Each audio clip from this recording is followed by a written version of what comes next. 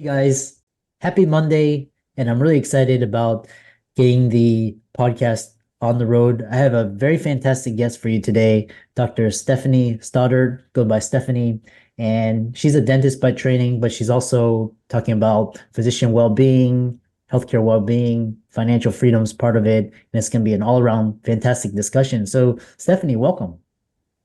Thank you for having me here. Thank you.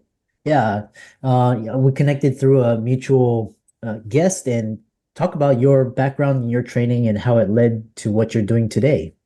Yeah, it's quite the journey. I'll try to keep it brief. So I'm originally from Jamaica. I'm not sure a lot of people know that, but I'm originally from Jamaica.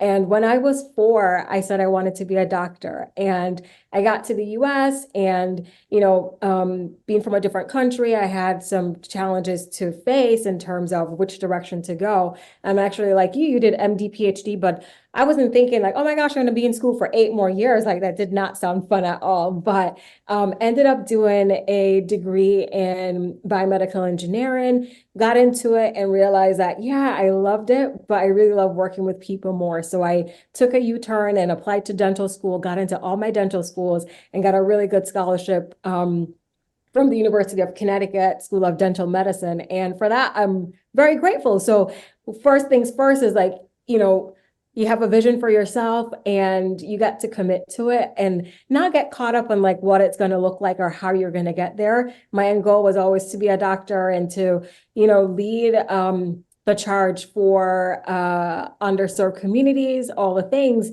but I didn't quite know that my path was going to be that circuitous. So lesson one, commit to the vision and the how will come when it needs to come. So I got into school, did all the things and did a training, was always focused on my health and well-being and got married, all the things. I'm the breadwinner for my family and had my first kid.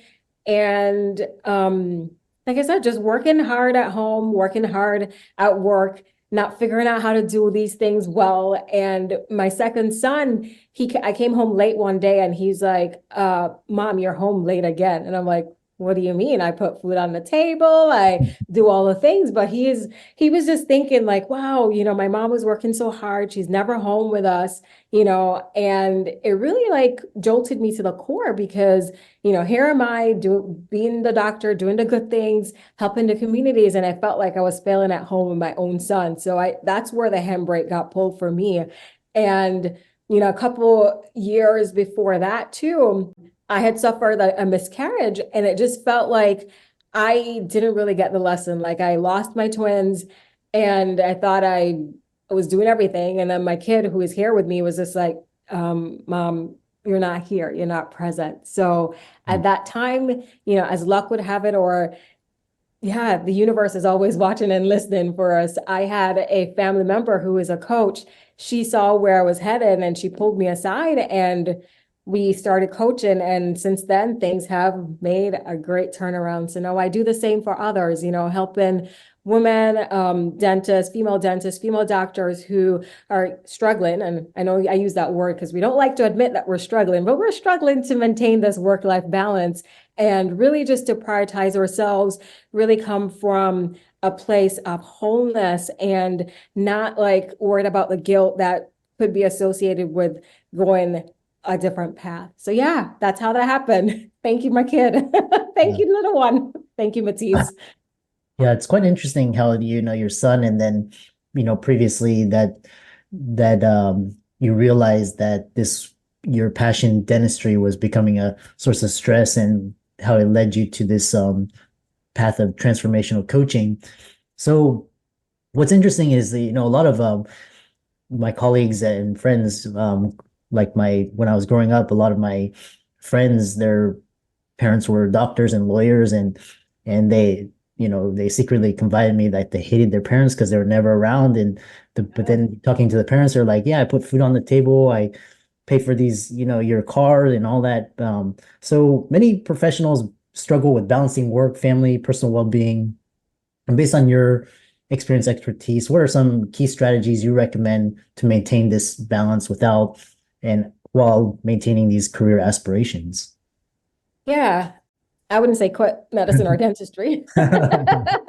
It seems like the obvious choice because you're like, oh my gosh, I'm doing such a good, but we all went into healthcare to make a difference for individuals. We have such a great impact and such a great influence. I think what it boiled down for me was really living in alignment with my values. And values is just like it's a guidepost that you can use, and it may change over time. Life is filled with seasons. And I think for me, like I was fixed. And a lot of us can have this fixed mindset, like this is it and that's it, and there's nothing else. But once I embraced that growth mindset, I started to explore what my values look like. I mean, I knew what it meant for me. Service is actually one of my highest values, but really just like what does that mean for me, and just challenging what it meant for me, not what it meant for you, what does it mean for my friend, what does it mean for anybody else, or what it truly meant for me, and being bold enough to accept that for myself and stand in for that. I think that's where that comes in. Like you're like maybe and you're being like tiptoeing around the issue, but you got to like stand firm for what it is that you're striving for and standing for. So values. And of course, with those values come that wonderful B word called boundaries. And I love to say boundaries are the highest form of self-love. Like it's the most loving way that you protect you. It really is. Like, really getting into the habit of prioritizing the things for you and putting those on the calendar. Yeah, we can be such great practitioners, but sometimes we fall off last in our list. So even like putting ourselves, making a time, I like to do like at the beginning of the week, I sit down with my calendar and just dump everything down and see like, what are the things that I'm actually going to move the needle either for my health, my family, my career within that time, and block it off. So it's similar to, okay, I wake up 8 o'clock, I go to bed at 9 o'clock, and those are fixed times within my schedule. And everything else in between, we find a spot for it, but not to the point of you overwhelming yourself. But like that's where those values come in, because they're going to guide where you're going to go. So for me, it includes working out every day. And by every day, 4 days in the gym, and so just taking some simple walks, scheduling time with each of my kids. The studies have shown even just spending 10 minutes or 12 minutes of time, like quality time with your children, that it feels you're present, you're connected, right? You're developing that relationship with them, as opposed to worrying about like how long a time. Like I focus more on the quality of time that I spend with them. So that helped with a bit with the mom guilt that I was feeling. Like I was like, okay, wow, we're just rushing from things to things, but not really investing in the quality of the relationship. So values, boundaries, finding hobbies that really light you up. Like what is it that sets you on fire? Because sometimes you can get defined by either your work roles. I'm a doctor. Your home roles. I'm a mom. I'm a dishwasher. I'm a whatever. But like finding things outside of those traditional confines can help in bringing that spark back to you. Like find out what it is that lights you up. Do you like playing the piano? Do you like walking? And make it a priority to do that. And we only have 24 hours in every single day, and 8 of those should be spent sleeping. Yeah, 8 of those should be spent sleeping. So the rest of the time, like I said, if you have 16 hours to play with, you want to make sure that your things that are highest priorities to you, so your family, your health, your wellness, that those get clocked in your calendar, and then work is secondary. So I had a mentor a couple of years ago. He's like, how can you fit work into your life versus fitting your life into work? Right. And that has been a guiding post for me as well, too. So, yeah. So values, boundaries, things that light you up, and being a stand for what you're creating for yourself and your family and your career as well. One thing is talking about the impact of coaching, and just especially since the pandemic, this idea of healthcare coaching was never a topic, but now a lot of physicians are in healthcare they're saying, impact of coaching, it helps to have a coach. Even like Tiger Woods, Michael Jordan, they all had coaches. So share specific success stories or transformation and that demonstrates your clients experience increased self-worth, better connections, better overall sense of well-being. For sure. Every every successful person, like you said, Tiger Woods, the president, everyone has a coach. So why not you, right? I think with a coach, and actually I know with a coach, we can see the blind spots that you can't see. So what is a blind spot? So you've probably been on autopilot for such a long time that some of the things that you're doing, they may not be serving you and you don't know that because you've just been doing it and you're oblivious to it, right? So that's where a coach comes in. Like, we sit down and we come up with a plan that's going to work best for you. So like for me and my clients, we come up with values, or they come up with values. Like I help them to uncover their values. And we come up with a plan that's going to help them to define those boundaries for themselves. Really practice self-care, really practice saying no to things that don't light them up, because that's part of the concern as well too. We're so good at saying yes to others, but not so good at saying yes to ourselves. So really coaching helps you to uncover your own voice. So I've had a couple of clients where they're like, oh, wow, I didn't realize that was a source of concern. Like I wasn't speaking up and saying the things that I needed. So really tapping into your voice. And when you do that too, like a lot of times when we say yes, it can be a source of angst and anxiety, a source of stress. So once you learn how to tap into your voice, you find that some of those stresses, they're no longer stresses because you're saying what it is that you need, and really in a way that encourages open communication. I think for myself and for such a long time, it was easy for me to avoid that hard conversation. I don't want to say this. And then, it just takes up a lot of mental chatter. Like some of the things that we're avoiding, it just runs in the background and it really slows you down from being your best self. So for them to like be able to say what they mean what they say, that's a huge benefit. And for us to really just see what's holding us back. Like, is it a lack of not prioritizing yourself, like, your time management skills, right? Is it like sleep habits? Is it exercise habits? So some of the things that it's more about habit training. So we get to really work on a habit, because every single day it's choosing something that you want to do and building that momentum to give you that push to keep you moving forward. So yeah, coaching is impactful for that. And I wouldn't say we're cheerleaders. We really help to uncover what it is that's holding you back and to stand for the future that you have designed for yourself, and really to hold you accountable to it. So accountability, really setting you up for success, uncovering your voice, tapping into that self-worth, decreasing stress, and just finding habits that are going to be life-giving instead of the ones that we're used to doing, which can pull away from us, but really finding those areas that light us up. Yeah.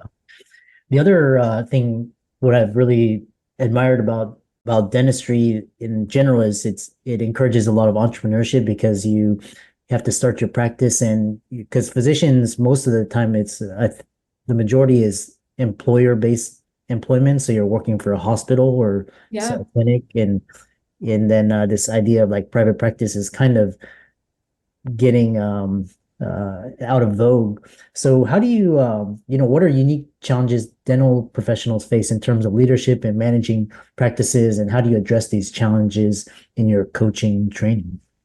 Yeah. So something that you said that really struck a chord too was dentistry encourages you to be more entrepreneurial, but for me, I didn't choose that path. Yeah. I had some concerns that didn't have it to line up for me. But be that as it may, I feel like a lot of people, actually, I don't have the data on this, but it would seem that more people are going to work for corporations, so akin to what you guys have in medicine. The private practice era is declining because supply costs. A lot of us younger ones are hoping for more of a work-life balance, and they may think that working for a corporation may afford you that opportunity to have more work-life balance as opposed to owning your own practice. But the verdict is out on that, because if you own your own business, you clearly are your own boss, so you can set set the times that work best for you. Two, more and more women are coming out into the workforce. So we have last year we had 50% female graduating from medical school, dental school, sorry, dental school last year, which is great. But with us, it's a completely male-driven industry. There are certain things that are going to come with us being more and more females coming out into practice. One, more of us want to have that work-life balance. So really helping us to define what that means for us as well too is incredibly helpful. So that boils us down to leadership. What do we think about leadership? Is leadership a title? No, for me, leadership is a lifestyle. It's a way in which I lead myself. And we have practice with that for ourselves, right? Like, it's the same thing that we spoke about earlier, like knowing what our values are, leading into our strengths, finding the areas that we're not so good at and maybe delegating them or maybe spending more time to refine that. Yeah. Three, and leaning into accountability and coaching as well too. So it goes hand in hand.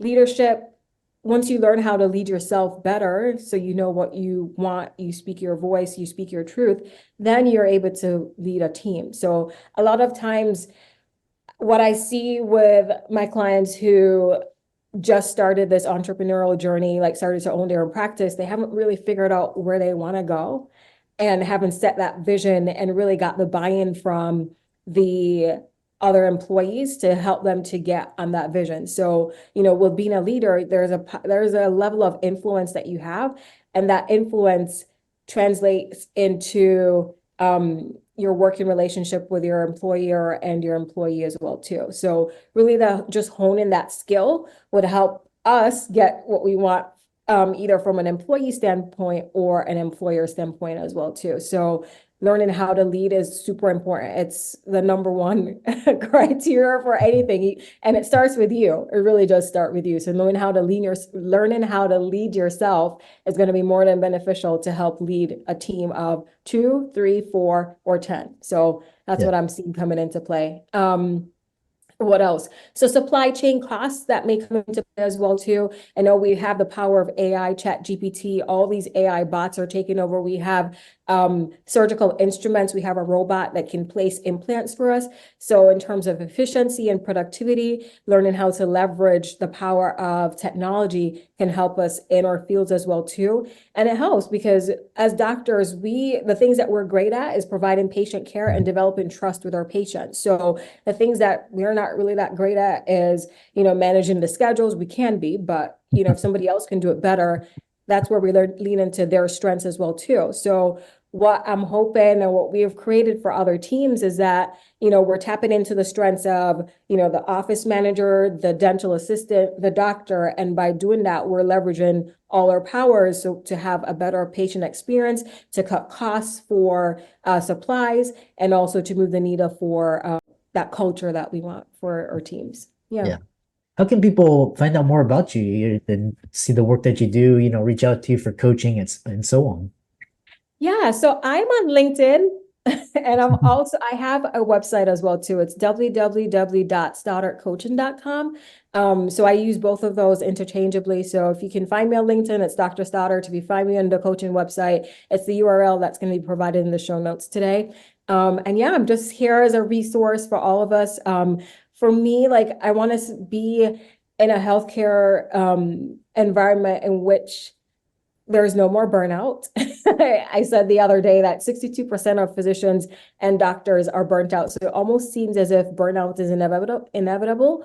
But if we continue to take a stand for who we are at the core, it's the greatest gift that we can give to our healthcare system, because if more of us stand up for what we believe in, the healthcare system has to change instead of the other way around. They're not gonna change if we don't stand up for what we want. So that's my invitation for us today, is to stand into who you are as Chris, as Stephanie, as a doctor, as a mom, as a wife, as a dad, and then that's going to lead the charge in the world that we're creating, because everyone deserves to be happy, healthy, and wealthy. So that's my invitation for us today. And I love that. And I love more healthcare professionals are getting on the train and doing something, getting on the podcast, blogging, speaking. And all of Stephanie's resources will be in the links and show notes. And thanks so much for coming on. Oh, thank you so much for having me, Dr. Chris.